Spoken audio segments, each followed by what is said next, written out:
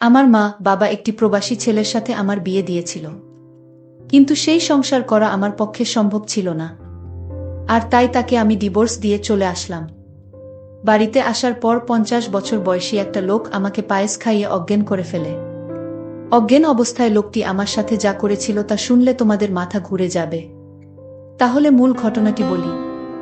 35 বছর বয়সী প্রবাসী ছেলের সাথে যখন আমার বিয়ে হয় তখন আমার বয়স তার অর্ধেক। খুব বিপদে পড়ে বিয়েটা করেছিলাম, কিন্তু আমার সাথে এমনটা ঘটবে কে জানে। মনে করেছিলাম বিয়ে করলে হয়তো ভালো একটা পরিবেশ পাব, যেখানে আমি সুখে থাকতে পারবো। কিন্তু যেটা ভেবেছিলাম সেটা ভুল ছিল। এক নরক থেকে মুক্তি পেয়ে আমি যে আরেক নরকে গিয়ে পড়েছিলাম এটা বুঝতে আমার 2 দিন সময় ও দরকার পড়েনি। স্বামী নামের একটা কীটের হাতে এসে পড়েছিলাম আমি। জানি না কোনো স্বামী তার সদ্য বিয়ে করা বুকে সবসময় গালিগালাজ করে, কিন্তু সেদিন কোনো অপরাধ না করেও আমাকে প্রচুর বকা শুনতে হয়েছিল। 20 দিনের ভয়াবহ দিন কাটানোর পর আমার স্বামী যখন বিদেশ চলে গেল তখন একটা দীর্ঘ স্বস্তির নিঃশ্বাস ফেলেছিলাম, এই ভেবে যে অন্তত কারো বকা আর মায়ের খাওয়া লাগবে না। কিন্তু আমার ভাগ্য যে আমার জন্মের পর থেকেই আমার বিপক্ষে সেটা আমার মনে ছিল না। উনি যাওয়ার পর থেকেই আমার দেবর আর আমার নন্দের বড় ছেলে আমাকে খারাপ নজরে দেখতা। আমি বুঝতে পারছিলাম নন্দের ছেলে আমার সাথে কি করতে চায়। আমাকে প্রতিদিন বিভিন্ন বাজে কথা বলতো। আমার শাশুড়িকে জানালাম বিষয়টা, কিন্তু ওই যে রসুনের প্রত্যেকটার মুখ এক জায়গাতে থাকে, এরাও ঠিক তেমন। আমি অভিযোগ করার পর থেকে আমার উপর অসম্মানের মাত্রা বেড়ে গেল। সবচেয়ে বেশি আশ্চর্য হতাম যখন আমার নন্দের ছেলে আমার সাথে বাজে বকত। শাশুড়িকে জানানোর পর যখন কোনো কাজ হলো না, সিদ্ধান্ত নিলাম আমার স্বামীকে বিষয়টা জানাবো। কিন্তু সেটাও হলো না। আমার ফোন কেড়ে নেওয়া হলো। আমাকে হুমকি দেয়া হলো, যদি তার ছেলের কানে কিছু যায় আমার খবর খারাপ হবে। মুখ বুজে সহ্য করা ছাড়া আমার কোনো উপায় ছিল না। আমার জায়ের সাহায্য নিয়ে আমার স্বামীকে আমি সব জানালাম, কিন্তু তাতেও কোনো লাভ হলো না। উল্টো আমার স্বামী সুমন আমাকে দুশ্চরিত্রা বানালো, আর যত রকমের বাজে কথা আছে সব শুনিয়ে দিল আমাকে। সেদিন সারাদিন রাত আমি কান্না করেছিলাম। যে সংসারে স্বামীর কাছে বউয়ের কোনো মূল্য থাকে না সেই সংসারে থাকা আর না থাকা সমান। তবুও মুখে কুলুপ এঁটে অত্যাচার সহ্য করে যাচ্ছিলাম। এর মাঝে আমি আমার বাবার বাড়ির বেড়াতে যেতে চাইলে আমার শাশুড়ি আমাকে বলল, তুমি যদি এই বাড়ি থেকে এক পা কোথাও যাও তাহলে আমার ছেলেকে ডিভোর্স দিয়ে যেতে হবে। আমার পায়ের তলা থেকে মাটি সরে গিয়েছিল আমার শাশুড়ির কথা শুনে। বাপের বাড়ি যাওয়ার সাথে যে ডিভোর্সের সম্পর্ক আছে সেটা আমি প্রথম ওই বাড়ি থেকেই দেখেছিলাম। এভাবে 6 মাস কেটে যায়। এর মাঝে আমার বাবা, বড়ভাই বা সৎ মা কেউ আমাকে একটাবারের জন্যও দেখতে যায়নি। আমার স্বামী মালয়েশিয়া থেকে বাড়িতে আসার সাথে সাথে আমাকে ডিভোর্স দিতে নিয়ে যাওয়া হয়। উনি আমার একটা কথাও শোনেনি। ওর মায়ের কথা শুনেই আমাকে ডিভোর্স দিতে নিয়ে যায়। আমার স্বাক্ষর হবার পর আমাকে বলে, এবার কোথায় যাবি যা। আমার মোবাইল, কিছু টাকা, গহনাসহ যাবতীয় কিছু রেখে দেয় ওরা। শুধু স্যান্ডেল পায়ে সেদিন ওই বাড়িকে পর করে চলে এসেছিলাম। আর বারবার আল্লাহর কাছে বলেছিলাম, আল্লাহ আর কোনো মেয়ের সাথে যেন এমনটা না হয়। বিয়ের সময় ভেবেছিলাম কষ্ট হয়তোবা বিদায় করে দিয়ে বাপের বাড়ি থেকে চলে গেলাম, কিন্তু অভাগীর দিকে কষ্ট বারবার ফিরে তাকায়, তার পিছু ছাড়তে চায় না। তা না হলে কি আর আরো বেশি কষ্ট নিয়ে আবার বাবার বাড়ি ফেরত আসি। বাড়িতে ঢুকে যার সাথেই দেখা হয় সেই আমাকে অচেনা লোক মনে করে এড়িয়ে চলতে শুরু করে। একমাত্র আমার চাচি আমাকে জড়িয়ে ধরে কান্না করে আর আমাকে মেন্টালি সাপোর্ট করে। কিন্তু যাদের সাপোর্ট দরকার তারা যদি না করে তাহলে কি আর কষ্ট কমে? আমার ভাবির কাছে গেলাম, সে আমাকে বলল ভাইয়ের কাছে গিয়ে ক্ষমা চাইতে। মনে অনেক সাহস সঞ্চয় করে বড় ভাইয়ের কাছে একটু ছায়া খোঁজার আশায় গেলাম, কিন্তু সেই ভাই আমাকে সেই দিন মারছিল আর গালি দিচ্ছিল। ভাবি গর্ভবতী ছিল, আমাকে ঠেকাতে গিয়ে সেও ভাইয়ের হাতে মার খেয়েছিল। ভাই শুধু বলতেছিল সব দোষ নাকি আমার, কিন্তু কেউ একটাবার বুঝতে চায় নাই যে আমার সংসার ভাঙাতে আমার কোনো দোষ নাই। আবার সেই উঠতে বসতে সৎ মায়ের খোঁচা, ভাইয়ের দুর্ব্যবহার, আব্বার মুখ গোমরা করে থাকা, মোটের উপর সবকিছুকে জাহান্নামের আগুনের মতো মনে হচ্ছিল। আমি যদি 2 দিন না খেয়েও থাকতাম কেউ এসে খাইয়ে দিয়ে যাওয়া তো দূরের কথা, এসে জিজ্ঞাসাও করতো না আমি খেয়েছি কিনা। শুধু আমার ছোট চাচি এসে আমাকে খাইয়ে দিয়ে যেত। তবুও সবসময় আসতে পারতো না, আর ভাবি ভাইয়ের কথার বাইরে আসতে পারতো না। সিদ্ধান্ত নিলাম বাড়ি থেকে দূরে কোথাও চলে যাব, যেখানে আমার কেউ নেই, পরিচিত কেউ নেই। দরকার হলে কাজ করে খাবো কোথাও, তবুও এই নরকে থাকবো না। কিন্তু পারছিলাম না। কিন্তু সেই সাহসটা সঞ্চার করতে পারছিলাম না, যেটা আমার মা করে দেখিয়েছিল। যেই সাহসের কারণে আমাকে হতে হয়েছে একটা পুরো পরিবারের কাছে কুকুরের মতো। যেই সাহসের কারণে আমাকে দেখলে অন্য সবাই নাক সিটকাত। সেই সাহসটা আমি দেখাতে না পেরে ওই বাড়িতেই থেকে গেলাম। বেশ অবস্থাসম্পন্ন একটা পরিবারে আমার জন্ম হয়েছিল। শুনেছিলাম একটা মেয়ের আশায় যখন সবাই ছিল তখনই আমার জন্ম। কিন্তু কে জানতো সোনার চামচ মুখে নিয়ে জন্ম নেয়া শিশুটির জন্য ভয়াবহ সুখ অপেক্ষা করছে। আমার জন্মের পরে আমার মা আমার বাবাকে বিদেশ পাঠিয়ে দেয়, যাতে আমার ভবিষ্যতের জন্য কোনো চিন্তা করা না লাগে। বাবা মায়ের কথা মতো বিদেশে চলেও যায়। আর মা এদিকে বাবার অগোচরে একটা ব্যাংকে চাকরি নেয়।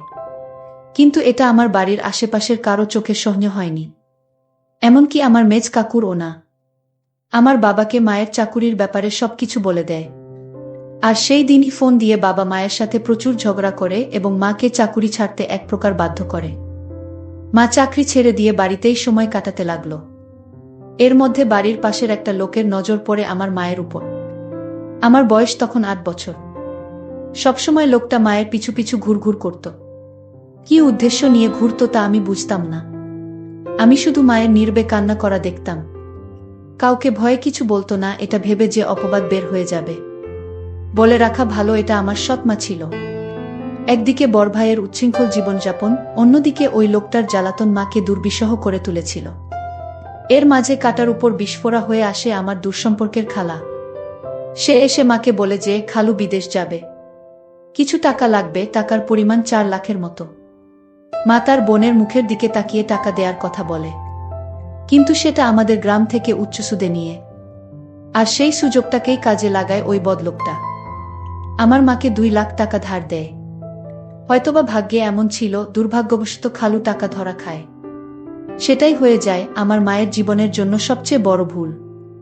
সুদের পরিমাণ যখন বাড়তে থাকে তখন লোকটা সারাক্ষণ মাকে বলতো টাকা না দিতে পারলে আপনার মেয়েকে আমার সাথে বিয়ে দেন। লোকটার বয়স প্রায় 50 হবে। আর সেই লোক কিনা আমাকে বিয়ে করতে চায়। এক কথায় পরিস্থিতির ফায়দা লুটতে থাকলো। হঠাৎ করে মা চেঞ্জ হতে থাকলো। যেই মা আমাকে কোনোদিন বকা দিত না, সেই মা আমার গায়ে হাত তুলত যখন তখন। দিন দিন আমার মা এই লোকটার সাথে বিয়ে দিতে চাইত। তখন তো বুঝতাম না কাহিনী কি, যেটার বাঁধন থেকে মা বেরিয়ে আসতে পারে নাই। লোকটা দেখতে খুব বাজে ছিল, আর সেই লোকের সাথে আমার বিয়ে দিতে চায়। একদিন 50 বছরের লোকটি আমাদের বাড়িতে এসে আমার মাকে বলল, এই শোন, যদি 15 দিনের মধ্যে টাকা না দিতে পারো তাহলে আপনার মেয়েকে আমার সাথে বিয়ে দিয়ে দেন। আমার মা আমাকে বুঝিয়ে বলল, আমি এত টাকা কোথায় থেকে দিব? তুই বরং লোকটাকে বিয়ে করে ফেল, ওর অনেক টাকা পয়সা আছে, তুই সুখে থাকবি। তুই আর না করিস না মা, লোকটার বয়স হয়তো একটু বেশি। আমি মাকে বললাম, মা, আমি দরকার হয় মরে যাব, তাও ওই বুইড়া লোকটাকে বিয়ে করতে পারবো না। আমি মনে মনে সিদ্ধান্ত নিলাম আমি এই বাড়ি থেকে পালিয়ে যাব। কিন্তু পালিয়ে কোথায় গিয়ে থাকবো, কার কাছে যাব? কিন্তু আমি পালিয়েও যেতে পারলাম না। যেদিন ঘর থেকে পালাবার চেষ্টা করছিলাম, সেই দিন ঘর থেকে বাহির হওয়ার সময় মা দেখে ফেলে। তারপর আমার পিছু নেয়। আমি যখন একটা সিএনজিতে উঠলাম, আর সেই সিএনজিতে বসা ছিল সেই লোকটা যার সাথে আমার বিয়ে হবার কথা। লোকটার নাম শুনেছিলাম আকবর আলী। সেই আকবর আলী আমাকে দেখে ধরে ফেলে এবং বাসায় নিয়ে যায়। বলে রাখা ভালো যে মা এই 50 বছর বয়সী আকবর আলীর সাথে বিয়ে দিতে চাইছে। সে আসলে আমার আপন মা না, সে আমার সৎ মা। আর সৎ মা বলেই এরকম একটা 50 বছর বয়সী লোকের সাথে আমার বিয়ে দিতে চাইছে। তাছাড়া ঋণ পরিশোধ করতে আমাকে তার সাথে বিয়ে দেওয়া হচ্ছে। যাই হোক, আমাকে সিএনজি থেকে লোকটা ধরে বাড়িতে নিয়ে আসলো আর বলল, শোন, আমার কিসের অভাব? আমার সাথে বিয়ে হলে তোর সমস্যা কি? আমি লোকটিকে বললাম, দেখুন, আপনি আমার বাবার বয়সী, আপনি আমাকে এখান থেকে চলে যেতে দিন। আমি এখানে থাকবো না আর আপনাকে বিয়ে করতে পারবো না। দরকার হয় মরে যাবা, তাও আপনার সাথে আমার বিয়ে হবে না। লোকটি আমার কথা শুনে আমাকে জোরে একটা তাপ্পড় মেরে বলল, এই মেয়ে কি ভাবছিস তুই? আমার টাকার কি সুতা নাই? তোর মা যদি 1 সপ্তাহের ভিতরে টাকা ফেরত না দেয় তাহলে তোর অবস্থা খুব খারাপ হয়ে যাবে। হঠাৎ লোকটির ব্যবহার পরিবর্তন হতে শুরু করল। লোকটি বলল, শোন মা, আসলে আমি ভুল করেছি। তুই আমার মেয়ের মতো। আজ যদি আমার একটা মেয়ে থাকতো তাহলে আমি কি এরকম একটি লোকের হাতে তুলে দিতে পারতাম? লোকটির পরিবর্তন দেখে আমার মনের ভিতর সন্দেহর সৃষ্টি হলো। লোকটি হঠাৎ এরকম পরিবর্তন হলো কেন? এই বিষয়টা নিয়ে আমি অনেক চিন্তিত হলাম। লোকটি আমার জন্য নিজ হাতে রান্না করে আমার জন্য খাবার নিয়ে এলো। আমি বললাম, আমি খাবো না। আমাকে এখান থেকে যেতে দিন। আমি এখানে থাকতে চাই না। এখানে আমার দম বন্ধ হয়ে আসছে। আকবর আলী তখন আমায় বলল, ঠিক আছে, তুই যেখানে যেতে চাস সেইখানেই তোকে যেতে দিব, কিন্তু আজ রাতটা আমার বাসায় থেকে যা। আমি কথা দিচ্ছি কাল সকালে আমি তোকে আর আটকাবো না, আমি তোকে বিদায় দিয়ে দিব। তুই যেখানে যেতে চাস সেইখানেই যাবি। আমার মনের ভিতর আরো সন্দেহর সৃষ্টি হলো, আজ রাত থাকার কথা বলছে কেন? কি হয় জানি না। আকবর আলীর বাড়িতে কেউ নাই। আকবর আলীর বউ মারা গেছে। তার একটা ছেলে সন্তান আছে। সে বিদেশে থাকে। আকবর আলী নিজে রান্না করে, মাঝে মাঝে বোয়া এসে রান্না করে দিয়ে যায়। আকবর আলী আমাকে বলল, মা, আজ আমি তোর জন্য নিজের হাতে পায়েস রান্না করেছি। একবার খাইলে বারবার খাইতে মন চাইবে। আকবর আলীর কথা শুনে আমি কিছুটা অবাক হলাম। যেই লোকটা সুদ খায়, আর সেই লোকটা আমাকে এভাবে নিজ হাতে রান্না করে খাওয়ানোর পিছনে অবশ্যই কোনো কারণ আছে। আকবর আলী আমার জন্য পায়েস নিয়ে এসেছে আর বলছে, নে মা, খেয়ে চুপচাপ ঘুমিয়ে পড়। আর যদি তুই পায়েসটা না খাস তাহলে আমার ভীষণ কষ্ট হবে। খেয়ে নে মা, আমি কথা দিলাম কাল তুই যেখানে যেতে চাইবি ঠিক সেইখানে আমি তোকে দিয়ে আসব। তাও তুই খেয়ে নে। আকবর আলী আমায় এমনভাবে বলছিল, আমি না খেয়ে পারলাম না।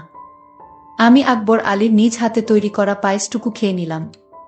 পায়েসটা খাওয়া 30 মিনিট পর আমার শরীরটা কেমন জানি করতেছিল। শরীরটা অস্থির অস্থির লাগছিল। আমার কিছুই ভালো লাগছিল না। আমার চোখে কিছুটা ঝাপসা দেখতে লাগলাম। আমার মাথাটা জিমজিম করে ঘুরাচ্ছেছ। আমার কাছে মনে হচ্ছে পৃথিবীটা ঘুরতেছে। আমার এরকম অস্থির দেখে আকবর আলী জিজ্ঞেস করল, কিরে মা, কি হয়েছে তোর?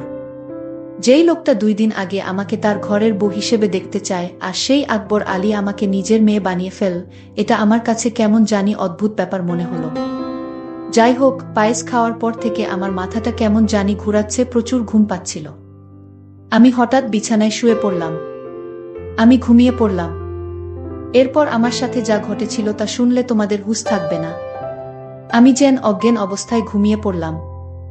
আমার কোন হুঁশ ছিল না। তারপর আকবর আলী আস্তে করে আমার রুমে আসলো আর আমার বিছানায় বসল। আকবর আলী এক অদ্ভুত আচরণ করল ঘুমের ঘরে। আমি স্বপ্নে দেখতে লাগলাম আকবর আলী আমার কাছে আসছে। আর আকবর আলীর হাতে বিশাল বড় একটা হাতুড়ি দিয়ে আমাকে মারতে আসলো। আর এই স্বপ্ন দেখে আমি বিছানা থেকে লাফ দিয়ে উঠে পড়লাম। উঠে দেখি রুমে কেউ নাই, তবে আমাকে কেমন জানি এলোমেলো লাগছে। মনে হচ্ছে আমার ঘরে কেউ আসছিল। আমি বিছানায় একটা ঘড়ি দেখতে পেলাম।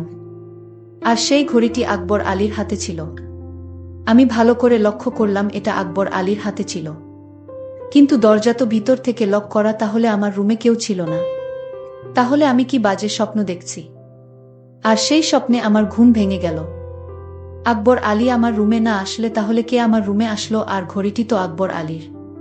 তাহলে আকবর আলী কি আমার রুমে এসেছিল? আমি রুম থেকে বের হয়ে দেখলাম আকবর আলী নামাজ পড়তে লাগলো। আমি আকবর আলীকে দেখি ভীষণ অবাক হলাম। আমি দাঁড়িয়ে থেকে তার নামাজ দেখলাম। নামাজ শেষে হলে আমি তার কাছে গেলাম এবং বললাম, দেখুন, আজ রাতে আমার রুমে কে আসছিল আমি বুঝতে পারছি না। তারপর আকবর আলী বলল, আরে বোকা মেয়ে, তোমার রুমে আবার কে আসবে? তুমি হয়তো দুঃস্বপ্ন দেখছো। তাহলে আমার বিছানায় আপনার ঘড়ি কি করে এলো? কই, ঘড়ি তো আমার হাতে, তাহলে এটা কার ঘড়ি? ও বুঝেছি মা, আমার ছেলে 2টা একরকম ঘড়ি নিয়ে আসছিল বিদেশ থেকে। আর তুমি যে রুমে থেকেছো সেই রুমে আমার ছেলে থাকতো, সে হয়তো ভুল করে ঘড়িটা ফেলে রেখে চলে গেল। আচ্ছা মা, আমি তোমার জন্য একজন পাত্র ঠিক করেছি। আমি তোমাকে তার সাথে তোমাকে বিয়ে দিব। তোমার মায়ের সাথেও আমার কথা হয়েছে। আমার তো কোনো মেয়ে নেই, আর আমি তোমাকে আমার মেয়ে করে নিলাম। আর তুমি গতকাল রাতে যা দেখছো সবই দুঃস্বপ্ন মা। তারপর আকবর আলী আর আমার মা আমার জন্য সেই সুমন ছেলেটিকে নির্ধারণ করল। আমি আকবর আলীকে বাবা বলে ডাকলাম। বাবা, আসলে আমি তোমাকে ভুল বুঝেছিলাম। তোমার মতো এমন মানুষ এ যুগে পাওয়া বড়ই কঠিন। তারপর আকবর আলী বাবা আমার বিয়ের সমস্ত খরচ বহন করে আমাকে সুমনের সঙ্গে বিয়ে দিয়ে দিল। কিন্তু কথায় আছে না, অভাগীর কপালে কি আর সুখ সয়। আমি তাকেও ডিভোর্স দিয়ে চলে আসলাম, কারণ এই পরিবারটি ভালো ছিল না। তাই বাড়িতে আসার পর কেউ আমাকে আশ্রয় দেয়নি। তাই এখন ঢাকা শহরে নিজে চাকরি করে নিজের পেট চালাই। জানি না তারপর আমার কপালে কি হয়। আজকের গল্পটি এখানেই শেষ করলাম। যদি গল্পটি ভালো লাগে তাহলে চ্যানেলটি সাবস্ক্রাইব করে পাশে থাকবেন। ধন্যবাদ।